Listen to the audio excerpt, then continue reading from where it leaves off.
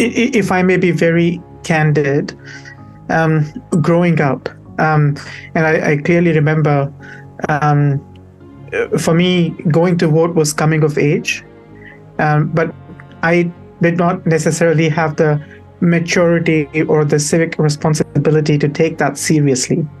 I still remember I was just about finishing my engineering, and my dad and my mom, for the record, has never voted.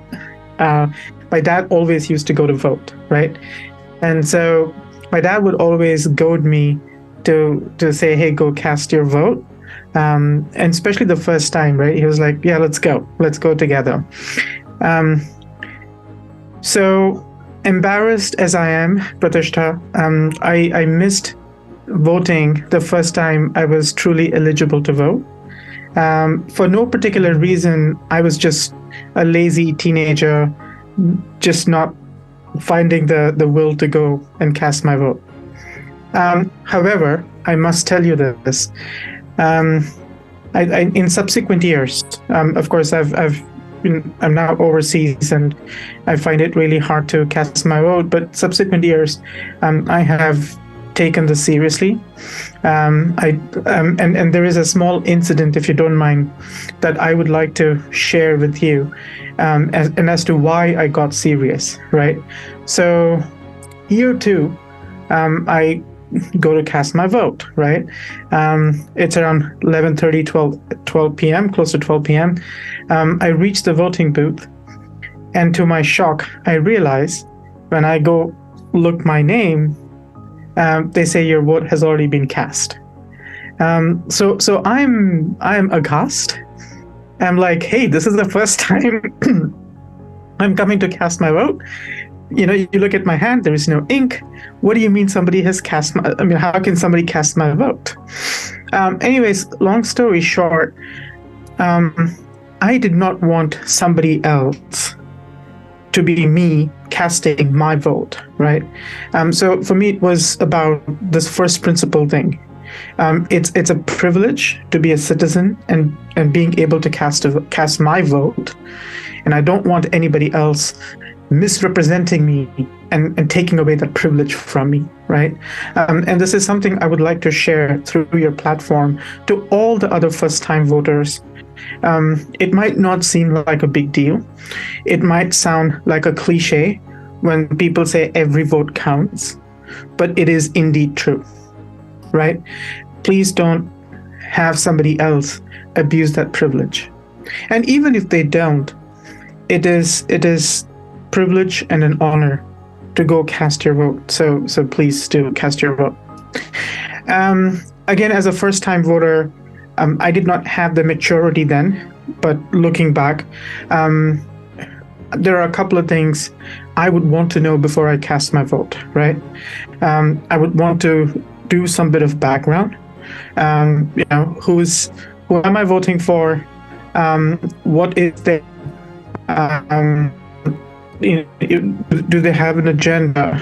Have they shared with their with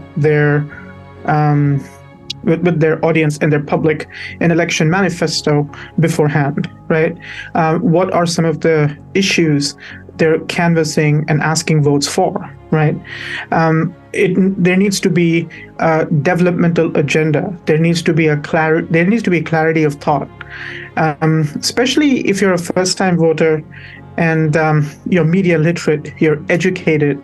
I think these are things we all should look for in the background, and if nothing else, hold our lawmakers accountable, right? Of course, we're all leading busy lives. I'm not saying we should put our lives on hold to be doing the background checks, but there's so many different ways you can do background checks without disrupting your lives, right?